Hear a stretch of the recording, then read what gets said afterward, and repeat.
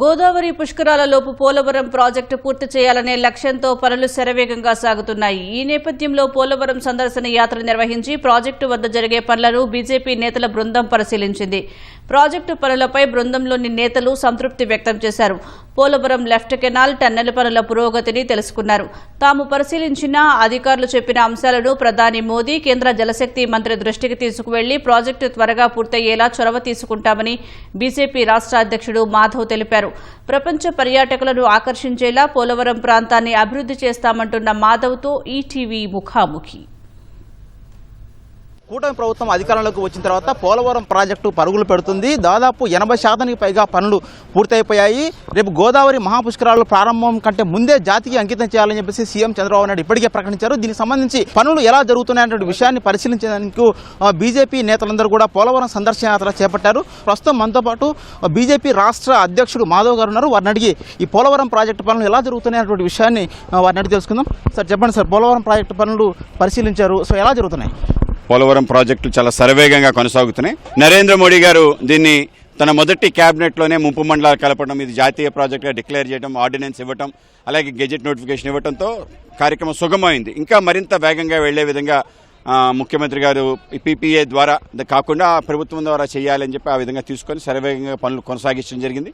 2019 లోపలే ఈ యొక్క స్పిల్వే అంతా కంప్లీట్ కావటం, 48 రేడియల్ గేట్స్ పెట్టడం, అలాగే కింద వరల్డ్ రికార్డ్ కాంక్రీట్ నిర్మాణం చేయడం జరిగింది. అయితే 19-24 మధ్యలో తాత్సరం చేసి ఒక రివర్స్ టెండరింగ్ పేరు మీద ఎవరైతే కాంట్రాక్టర్ మార్చడం, అలాగే ఏదైతే కాపర్ డ్యామ్ ఉందో అప్పర్ కాపర్ డ్యామ్ దాని యొక్క నిర్మాణం నాణ్యత తగ్గటం, ఇటువంటి అనేక రకాల కారణాలుగా విలువైన 2,000 కోట్ల రూపాయలు వృధా అవడం జరిగింది. కూటమి ప్రభుత్వం వచ్చిన తర్వాత పెద్ద ఎత్తున పనులు చేసే విధంగా వాళ్ళ ప్రయత్నం జరుగుతుంది. ఆ విధంగా ఎర్త్కమ్ రాక్ఫిల్ డ్యామ్ కానీ, అలాగే అక్కడ ఏదో పవర్ హౌస్ కానీ, అలాగే లెఫ్ట్ కెనాల్ సంబంధించిన పనులు పురుషోత్తంపట్నం దగ్గర నుంచి నావిగేషన్ ఛానల్, అలాగే కేఎల్ బండ్ ఇవన్నీ పూర్తయ్యాయి. మాకు చాలా ఆనందంగా ఉంది. అంటే ఏ ప్రాజెక్ట్ కోసం అయితే మా పార్టీ సంబంధించిన ప్రతి కార్యకర్తకి ఒక అనుబంధం ఉంది. ఇది ఒక ఇమోషనల్ బాండింగ్ మాకు. త్వరలోనే 1.5 సంవత్సరంలో పూర్తి స్థాయిలో లెఫ్ట్ అండ్ రైట్ కెనాల్, గ్రావిటేషన్లో వాటర్ వెళ్ళటం, ఇవన్నీ కూడా చాలా ఆనందపడుతున్నాం. 14 లక్షల ఎకరాలకి నీరు అందుతుంది. దీని ద్వారా అనేక పర్యాటక ప్రాంతాలతో సహా మొత్తం సస్యశ్యామలు అవటం, తాగునీరు, సాగునీరు, దీంతో పాటు ఇంకా పర్యాటకానికి సంబంధించిన అనేక రకాల విషయాలు. అలాగే మాకు కూడా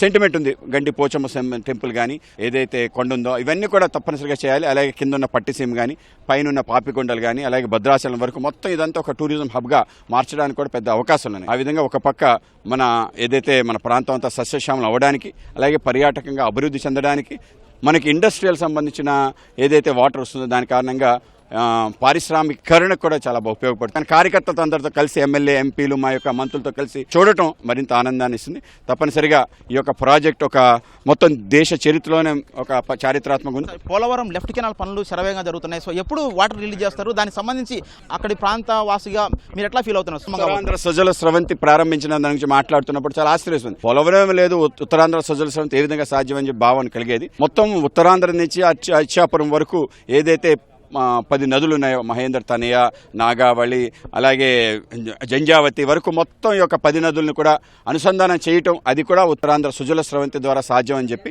దీన్ని రేపు ఆగస్టు 10వ తారీఖు నీళ్లు అందిస్తామని చెప్పారు అనకాపల్లికి. నిజంగా ఆనందం వేస్తుంది. త్వరలోనే జలశక్తి మంత్రిని కలవటం జరుగుతుంది. రేపు పార్లమెంట్లో అనేక రకాల విషయాలు ఇక్కడ వీళ్ళు ఇచ్చినవన్నీ కూడా తీసుకెళ్లి తప్పనిసరిగా రిప్రజెంట్ చేసి ఆ విధంగా పూర్తి స్థాయి ఈ యొక్క ప్రాజెక్ట్ పూర్తయితే తప్పనిసరిగా మొత్తం మన యొక్క ప్రాంతం యొక్క వికాసం అద్భుతంగా నభవిష్యత్తులా ఉంటుంది. పర్యాటక ప్రాంతంగా చేసింది కానీ ఎలాంటి చర్యలు? పర్యాటకంగా కూడా అద్భుతంగా చేసే విధంగా ఇక్కడ ఉన్నాయి. కొండలు, కోనలు, అలాగే దేవాలయాలు, అలాగే నీరుతో పాటు నావిగేషన్ ఛానల్. ఆ విధంగా ఇక్కడి నుంచి కార్గో తెలంగాణకి వెళ్లే అవకాశం ఉంది. అది నిజంగానే అద్భుతం. ఆ విధంగా పర్యాటకంగా అద్భుతం జరగబోతుంది.